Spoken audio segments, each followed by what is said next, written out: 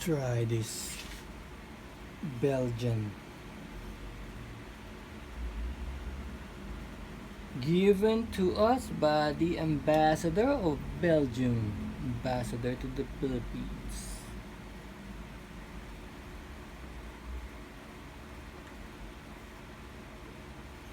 See, I can't understand.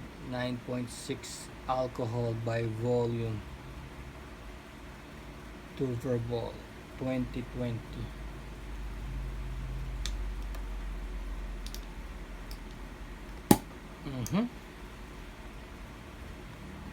Parang champagne, ha? Parang siyang champagne.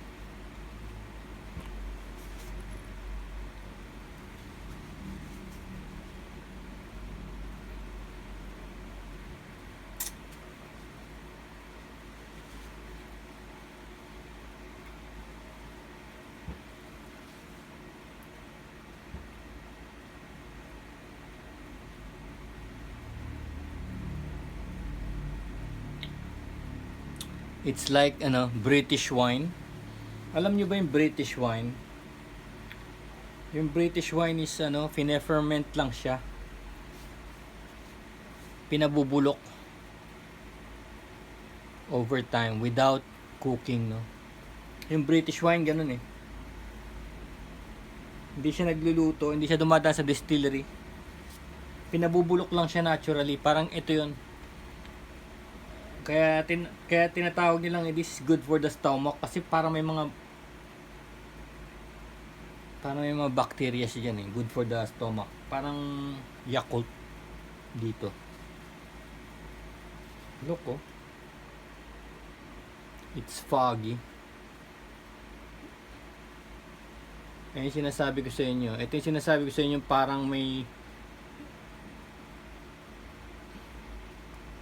para siyang buhay pa. Ayan, oh. May mga bits, oh.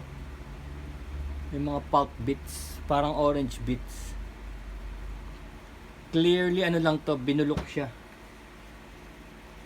Ayan, oh, look, oh, look. Fermento. Spontaneous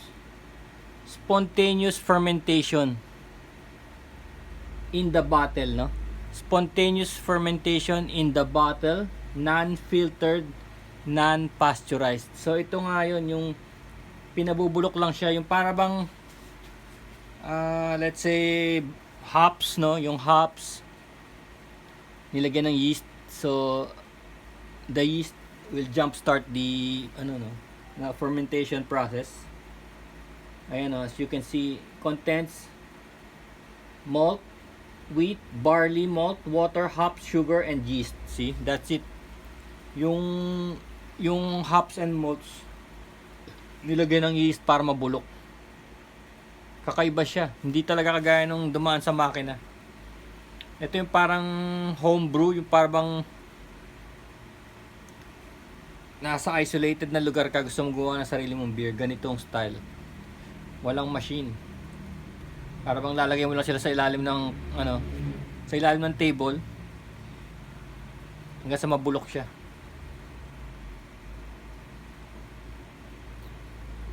Ngayon, how long? Ang tanong, how long?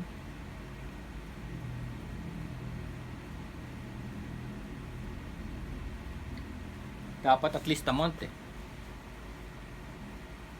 Dapat at least 1 month, and meron din siyang expiration. It's 2025. Matagal din, tagal din, consumed by 2025. Pero of course, habang nandito siya sa bote, tuloy-tuloy pa rin ang fermentation niya. Pero hindi naman siguro tataas yung alcohol content. As you can see, it's really alive. Kaya pala sabi nung ambassador is this is a healthy beer. Pero sadly, hindi ito papasa sa sa panlasa ng Pilipino. Kasi ang Pilipino, sanay tayo sa San Miguel Light, Red Horse. Pero yung ganito na na homebrew, of course ang ganda tignan, look, oh. Ganda, oh. May mga pa ganyan pa, di ba? Sipin mo yun. Belgian beer. Kung ano natin, Belgian chocolate or Belgian coffee. This is Belgian beer. Pero mas gusto ko yung German beer, Polaner and Stella Artois, Austrian. Yun. But it's nice. Thank you, Ambassador.